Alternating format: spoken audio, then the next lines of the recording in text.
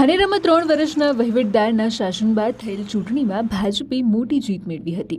ત્યારબાદ પાલિકા પ્રમુખ તરીકે ઈશ્વરભાઈ ચૌધરી અને ઉપપ્રમુખ તરીકે પહાડસિંહ રાજપૂતની વરણી થયા બાદ આજે શુભ મુહૂર્તમાં પૂરા વિધિ વિધાન સાથે ચાર્જ લીધો છે।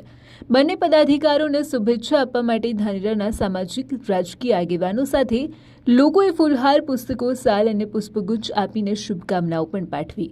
ધાનેરા નગરપાલિકા વિસ્તારમાં વર્ષોથી સાફ સફાઈ, ગટર લાઇન, સ્ટ્રીટ લાઇટ, પીવાના પાણીની સમસ્યા સાથે ટ્રાફિકની સમસ્યા માથાના દુખાવા સમાન છે।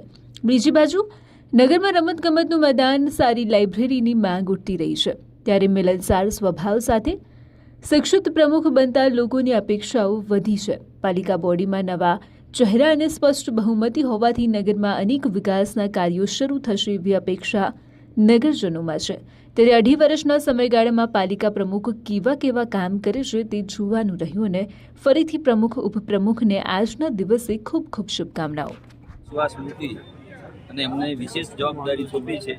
તે જવાબદારીમાં અમે નિષ્ઠાપૂર્વક અને ઈમાનદારીથી નિભાવીશું એવું આજ રોજ ધાનેરા નગરજનોને ખાતરી આપીએ છીએ અને પાયાની જરૂરિયાતના જે કામો છે એને અગ્રતાક્રમ આપી અને નગરને આધુનિક, સુવ્યવસ્થિત અને સ્વચ્છ બનાવીશું એવો અમારો દ્રઢ સંકલ્પ છે।